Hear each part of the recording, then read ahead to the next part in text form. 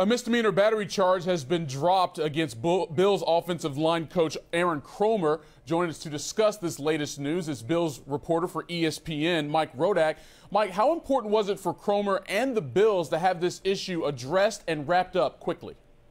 Well, for Kromer, it's very important because the Bills just started training camp here on Friday. The train's moving with them, so Kromer had to get back on at some point. So really there's an urgency on his part to get that case settled down in Florida. And for the Bills, they need an offensive line coach. They hired Pat Meyer, who was actually Kromer's offensive line coach last year with Chicago, as a football operations consultant this summer. They also have an assistant offensive line coach in Kurt Anderson, but neither of them is really on the level of Aaron Kromer, a former head coach or an interim head coach with the Saints. And so the Bills, who struggled along their offensive line last year, need a good coach back, and they could potentially have Aaron Kromer back at some point this season. And also, considering several controversies going around the NFL at this time, I would assume the last thing the Bills wanted were the optics of this case, which include allegations that Kromer punched a teenager and threatened to kill his family. They didn't want any of that controversy to linger any more than it had to.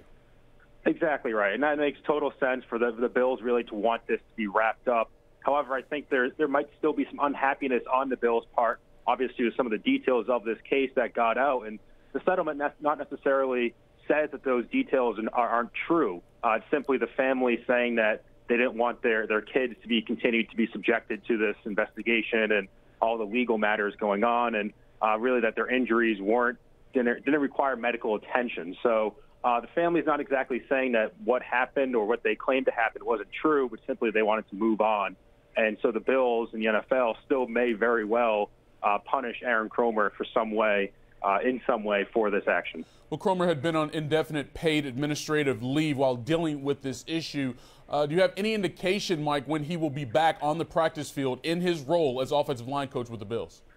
Not at this time. There could be a statement from the Bills later Friday in that regard, but I would expect that we might see Aaron Kromer back, perhaps for training camp, and maybe he'll serve a suspension during the season, as is often the case for players. But maybe from a couple weeks ago, this looked like Aaron Kromer could have been fired and wouldn't be with the team anymore. And now it looks like there's a chance he returns for the Bills this season.